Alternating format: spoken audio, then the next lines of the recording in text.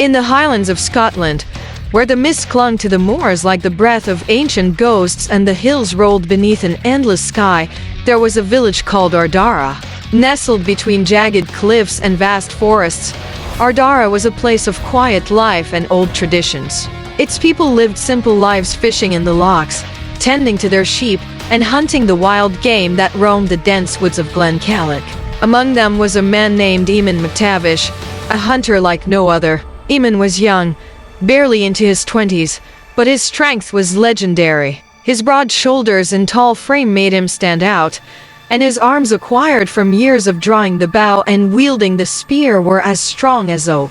Yet it wasn't just his physical prowess that drew admiration. His smile, wide and warm, had a magnetism that could light the darkest winter's day. It was said that no man could resist his charm, and no woman could escape the pull of his eyes, which sparkled like the stars over the Highland sky. But more than anything, Eamon had a gift with the hunt. The animals seemed to come to him willingly, as though he were a spirit of the forest itself. His arrows never missed, and his game was always plentiful, feeding the entire village through the harshest winters. The venison he brought back tasted richer and more nourishing than that of any other hunter, and the people believed that Eamon had been touched by the ancient spirits of the land. Some said that he spoke to the trees and the beasts, and that the wolves themselves obeyed his call. As Eamon's fame grew, so too did the envy of those around him. Chief among them was a man named Torkel MacDonald. Torkel had once been the most respected hunter in Ardara, until Eamon's rise. Where once the villagers praised Torkel's skill, now they sing of Eamon. And where once Torkel had been at the side of the village elders, now it was Eamon who stood in their favor. The bitterness in Torkel's heart grew with each passing day. He was no longer young, his strength was fading, his sight not as keen as it had once been, and he knew that soon Eamon would surpass him in every way. His jealousy turned into hatred, and his mind began to churn with dark thoughts of how he could reclaim his place. The opportunity came in the most unexpected of ways. Far to the north of Ardara lay the castle of King Ruari MacFarlane, a ruler known for his iron fist and shrewd mind. Yet for all his strength, King Ruari had been struck down by an affliction no healer could cure. His body grew weak, his spirit dull, and the light in his eyes dimmed. Day by day, he became a shadow of his former self, unable to rule or even rise from his bed. His court was filled with whispers, and fear grew that the king would soon be claimed by death. The healers of the land were summoned, but none could explain the sickness that plagued him. Herbs and potions failed to rouse him, and no incantation could break the curse that seemed to grip his body and soul. That was when the villagers of Ardara began to speak of Eamon MacTavish. The young hunter, they said, he brings back more game than any man. His meat is like no other. Perhaps it holds some magic that could heal the king. Desperate, the king's advisors sent for Eamon. The young hunter arrived at the castle bearing the finest cuts of venison from the depths of Glencalloch. He prepared the meat with care, cooking it with herbs known only to the forest folk. When the king ate, something miraculous happened.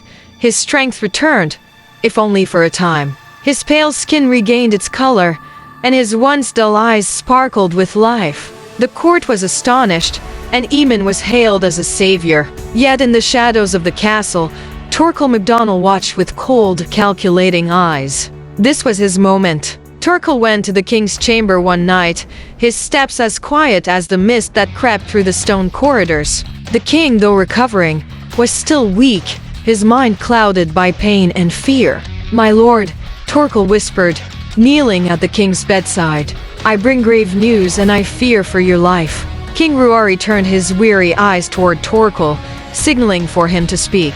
"It is the hunter, Eamon MacTavish," Torkel continued, his voice low and filled with urgency. "The villagers say he has enchanted the beasts of the forest, that his meat is not mere food but a spell. Have you not noticed how your mind bends to his presence, and how your strength returns only when you consume his enchanted meals? What if it is not healing that he offers, but control? What if the strength you feel is but the bait in a trap?" The king frowned, confusion clouding his thoughts. "I feel stronger when I eat his meat," he murmured. "That is his magic, my lord," Torkel said, leaning closer. "He uses dark sorcery. He has cast a spell over the entire village, bending them to his will. His smile, do you not see it? It hides his true intent. He means to take your throne, to rule over us all through trickery and magic. The king's illness had left him vulnerable, both in body and mind. Torkel's words seeped into his heart, and soon the king was consumed by paranoia. Could it be true? Could the young hunter who had saved his life be a sorcerer? The thought gnawed at his already fragile state until he could bear it no longer. The following day, the king summoned Eamon to the castle. The hunter arrived, unsuspecting, with a fresh offering of venison for the royal table. But instead of gratitude, he was met with guards, their faces grim and their swords drawn. Eamon's brow furrowed in confusion. "My lord, what is this?" The king, seated upon his throne, looked down at Eamon with eyes full of suspicion and fear. "You stand accused of witchcraft, Eamon McTavish. You have bewitched me and my people, using sorcery to enchant the animals of the forest and control the minds of those who consume your meat." Emma's heart sank. "My lord, I am but a hunter. I know no magic, no sorcery. The game I bring is the gift of the land." But the king would not be swayed. Torkel's poison had taken root too deeply. "You will face judgment for your crimes." That very day, Eamon was sentenced to death not by sword, but by burial. The king, in his madness, believed that burying the hunter alive would break the spell he had cast over the land. Eamon's wrists were bound with iron chains, and he was led to the edge of the village, where a deep pit had been dug. The villagers, once his friends and admirers, now looked on with fear and suspicion in their eyes, for Torkel's lies had spread far and wide. As the first shovels of earth were thrown into the pit, Noah did not struggle. He stood tall, his eyes full of sorrow, but his heart unbroken. Before the last bit of earth was cast over him, he spoke one final curse. "By the spirits of this land, I swear that I will not rest until those who betrayed me face the same fate. And when my vengeance is done, I will protect the weak from those who would do them harm, for no man shall suffer as I have suffered." The oath closed over him, and the hunter was buried alive, his once bright smile now forever sealed beneath the cold, unforgiving soil. For a time, the village of Ardara was quiet. The king, believing he had rid himself of the cursed hunter, returned to his throne. Torkel, now the chief hunter once more, wore a smile of triumph as he took Eamon's place at the head of the village. But the peace was short-lived. Strange things began to happen in the nights that followed Eamon's burial. A chill descended upon the village, even in the heart of summer. The trees in the forest withered and twisted, their branches blackened as though touched by fire. The animals that once roamed freely now stayed away, and those that did venture near were found dead, their bodies mangled and torn apart in ways that no beast could have done. Then came the dreams. One by one, the villagers began to see Eamon in their sleep. He stood in the mist, his once warm smile now twisted into a grin of vengeance. His eyes, once full of kindness, now burned with a cold fury. He did not speak, but his presence filled their hearts with dread. Some said they saw him standing at the edge of the village at night, his form barely visible through the thick fog that rolled in from the moors. Others heard his voice carried on the wind, whispering their names, promising retribution. The first to fall was Torkel. One night, as he lay in his bed, he was awoken by the sound of footsteps, slow and deliberate, moving through his house. The air grew cold, and the fire in his heart flickered out. He sat up, his heart thundering in his chest as the footsteps grew closer, until they stopped just outside his bedroom door. The door creaked open with an eerie slowness, and there, framed in the faint moonlight, stood the ghost of Eamon McTavish. Torkel's blood ran cold. The figure before him was not the friend he had once known, but a twisted, vengeful spirit. Eamon's eyes were black as coal, and his lips curled into a grim smile. His skin, pale as the fog that blanketed the highlands, seemed to shimmer with an otherworldly glow. Eamon said nothing, but his gaze bore into Torkel's soul, filling him with terror. Torkel tried to scream, to call for help, but no sound came from his throat. His limbs were frozen, paralyzed by the weight of his guilt and the overwhelming fear that gripped him. Eamon raised his hand, pointing an accusatory finger at Torkel. The room grew darker, the air suffocating, as though the very life was being drained from it. Then, as if invisible hands were at work, Torkel's body began to convulse. His breath came in shallow, ragged gasps, and he clutched at his chest, his heart pounding uncontrollably. The guilt of his betrayal, the weight of his lies, pressed down on him until he could bear it no longer. With a final, agonizing gasp, Torkel collapsed dead before he even hit the floor. In the morning, the villagers found him lying lifeless in his bed, his face twisted in a mask of terror. Rumors spread quickly. The elders whispered that the hunter's curse had claimed its first victim and that Eamon's spirit had returned to exact vengeance upon those who had betrayed him. The death of Torkel MacDonald was only the beginning. The village of Ardara soon became a place of dread, haunted by the spirit of the wronged hunter. Those who had cast dirt upon his grave, those who had stood silent when he was falsely accused, were not spared. One by one, they met their fates, each death more gruesome and mysterious than the last. Seamus O'Connell, the village blacksmith, was found hanging from the rafters of his forge, his body suspended by an iron chain he himself had forged. It was said that the night before his death, he had confessed to seeing Eamon's ghost standing by his anvil, watching him with eyes that burnt like coals in the dark.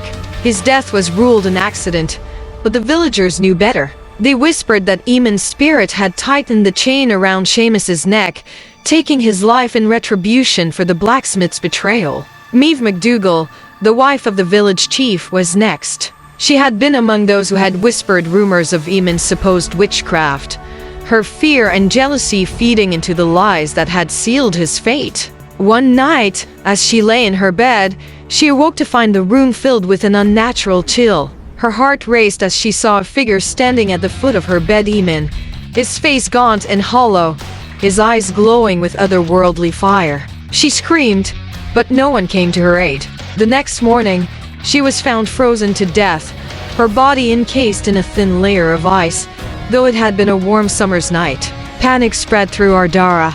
The villagers, once so quick to believe the lies about Eamon, now lived in constant fear, knowing that the curse would not stop until justice had been served. They turned to their elders, pleading for protection, but no amount of prayer or offering could lift the hunter's curse. The forest became a place of dread, the mist that rolled in from the moors a harbinger of death. At night, the villagers could hear the haunting echo of Eamon's voice on the wind, whispering their names and promising vengeance. But as Eamon's spirit claimed its retribution, something strange began to happen. While those who had betrayed him met their grim fates, the poor and downtrodden, the villagers who had been silent out of fear or who had stood powerless as the events unfolded, found themselves protected. The first to notice this change was a shepherd named Callum McRae. Callum had been a quiet man, too young and too poor to have played any part in Eamon's trial, but he had always admired the hunter from afar. One evening, as he was tending to his flock near the edge of the forest, a group of wealthy landowners, led by Fergus McInnes, a cruel and greedy man, approached him. Fergus had long sought to claim the land that Callum's family had tended for generations. Under the guise of debt and unfair taxes, Fergus planned to drive Callum off the land. As Fergus and his men moved toward the shepherd, ready to beat him into submission, the fog thickened around them, rolling in with unnatural speed. The wind howled, and the trees seemed to whisper. Suddenly, out of the mist, Eamon's spirit appeared. His presence was undeniable, a towering figure of vengeance and protection. His once vengeful eyes now gleamed with purpose, not hatred. Fergus and his men froze, terror gripping their hearts. Eamon raised his hand, and in that moment the ground beneath them trembled. The men, terrified, fled into the forest, never to be seen again. Callum, left unharmed, fell to his knees in awe.